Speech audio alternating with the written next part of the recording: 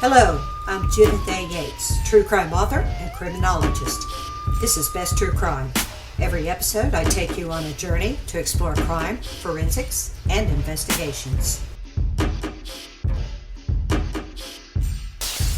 In this episode, you will meet a Texas sorority sister, the daughter of a former communist journalist, and a one-time Republican, with a few other women who reigned in the 1970s to 1980s.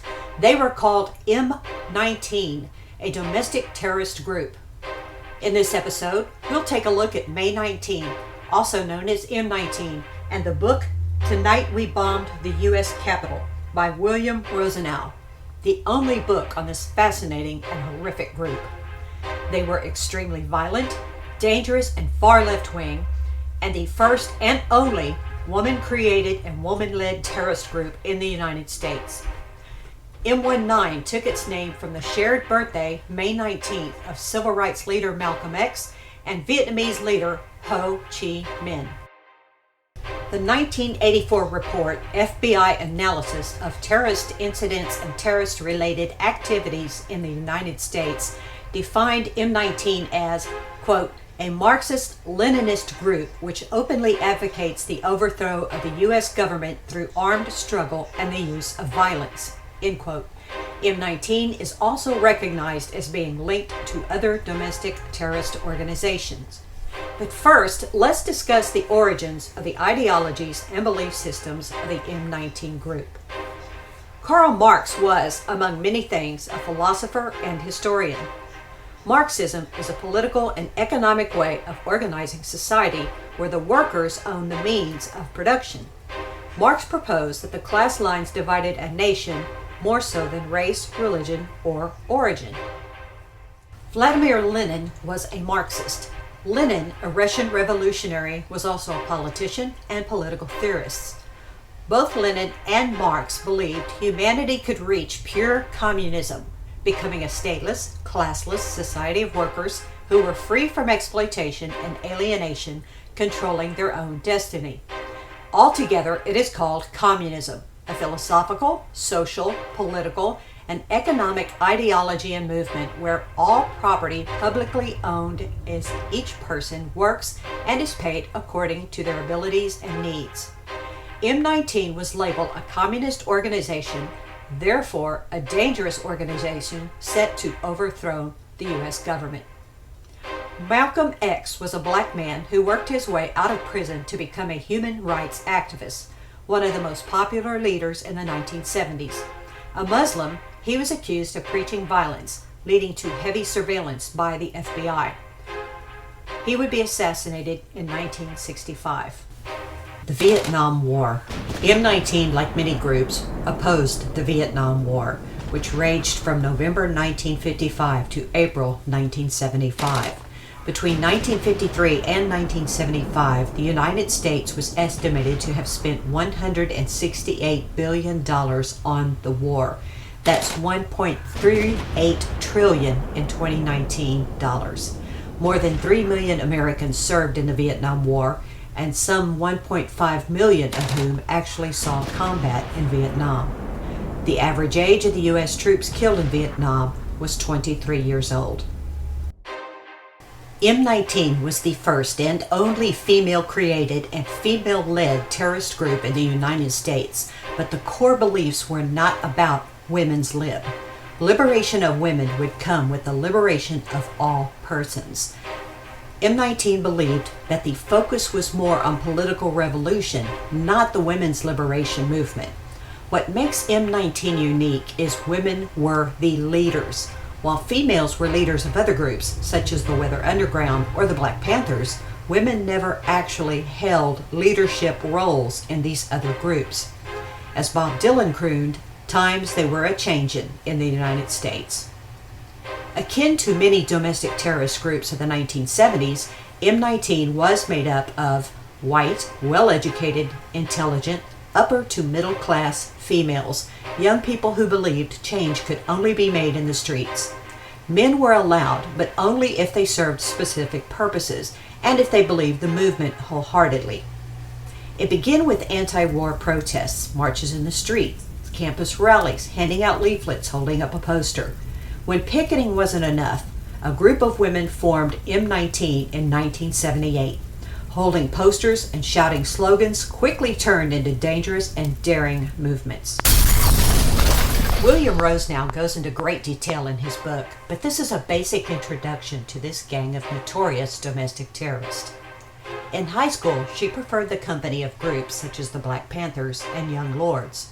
Susan Rosenberg would go to attend the prestigious Barnard College, where she became involved in far-left politics. She hailed from New York. Susan became friendly with groups such as Weather Underground, the John Brown Anti-Klan Committee, and groups who supported Fidel Castro. She even traveled to Cuba. Through activism, Susan met a man named Timothy Blunt, who became a rare male member of M19. Timothy Blunt came from a New Jersey activist family. They did volunteer work at an Indian reservation, protested the Vietnam War, and helped in an anti-poverty movement. Timothy learned from an early age the vast differences between the rich and the poor, the black and the white. He was intelligent, involved in school, excelled in science at Hampshire College, and fell into the movement of anti-racism, non-discrimination, and working for equality was his bag.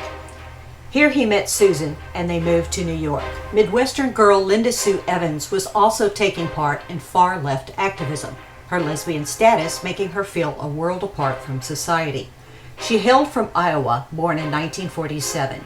Another outstanding student and well-loved girl, she hailed from a close-knit, very Republican family. Radcliffe College turned her away, but Michigan State University did not. Like her M19 peers, college opened Linda's eyes to the Vietnam War, poverty, and the differences between races and class distinction. She joined Students for a Democratic Society and even traveled to Vietnam. Back in the United States, she said, "What this country needs is a little more chaos." Linda met Betty Ann Duke, and soon she was M19's armorer. Elizabeth Betty Ann Duke was born in 1940 in Little Beeville, Texas. She grew up in San Antonio. An outstanding student, a sorority sister in college, and a Dallas housewife, she turned into an activist during the turbulent mid-60s. She was kicked off campus for her radical views and would later appear on the talk show Donahue. Eventually, a move to New York would introduce her to M19. Texan Marilyn Jean Buck was a preacher's kid whose father was removed from the church when he picketed and spoke out against segregation. An intelligent girl who attended private schools, then the University of Texas in Austin and the University of California at Berkeley, she followed her father's footsteps by becoming an activist against racism. Then she headed for the California at Berkeley University and went into the hotbed of activism. She opposed the Vietnam War, becoming active in several groups such as Students for a Democratic Society.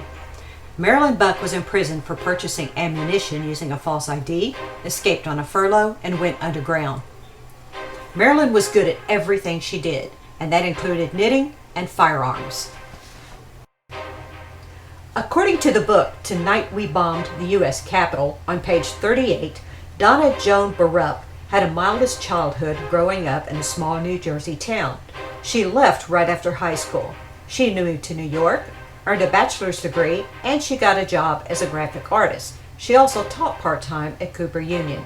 According to the FBI, she was a speed reader, she had a photographic memory, and she had an IQ of 164.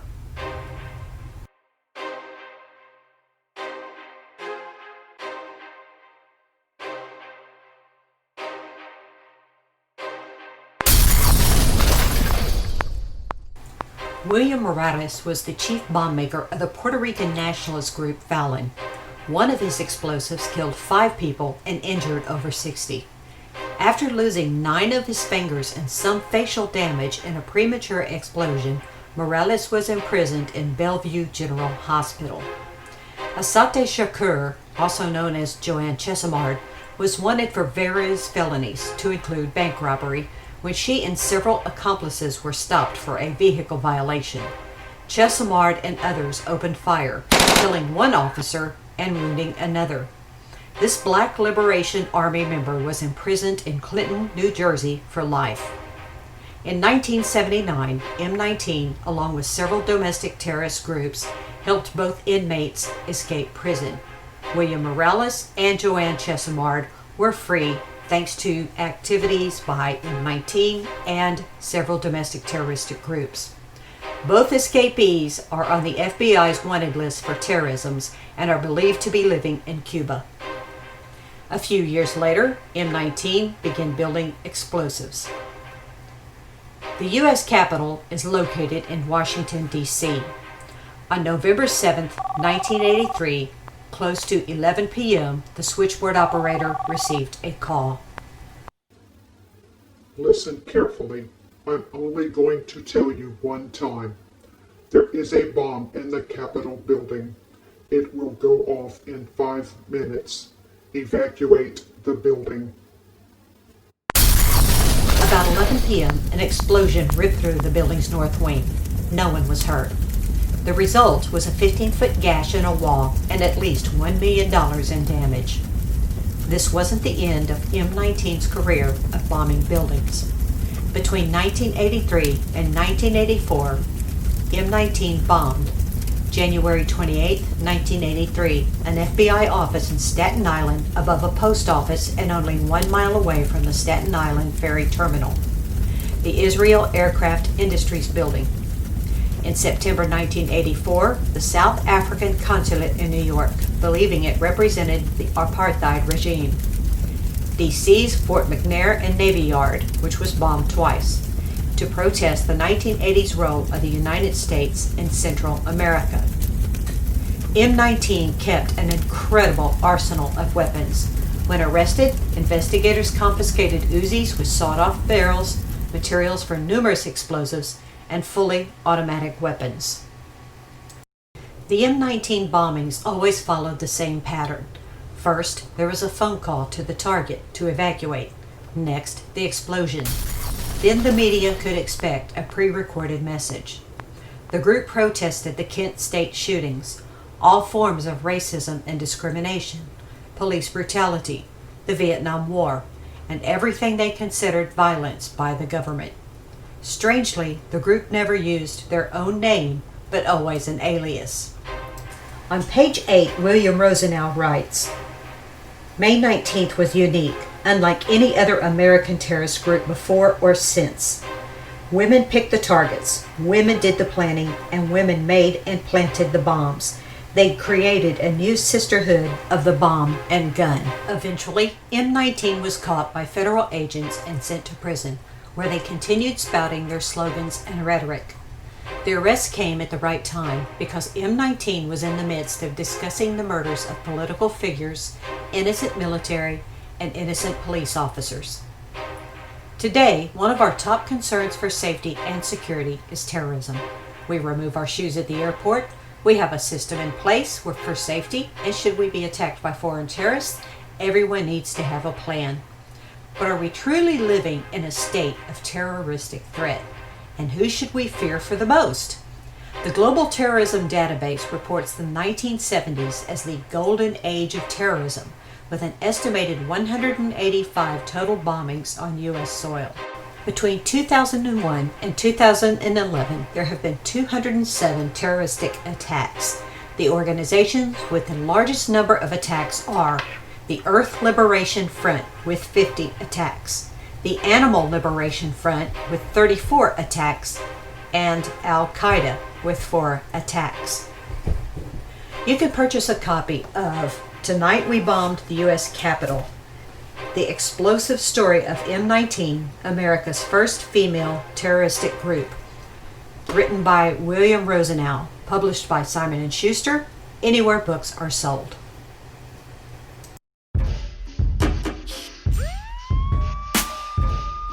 Thank you for joining me on this episode of Best True Crime. I'm Judith A. Yates, and I hope you subscribe. Be sure to visit truecrimebook.net and be safe out there.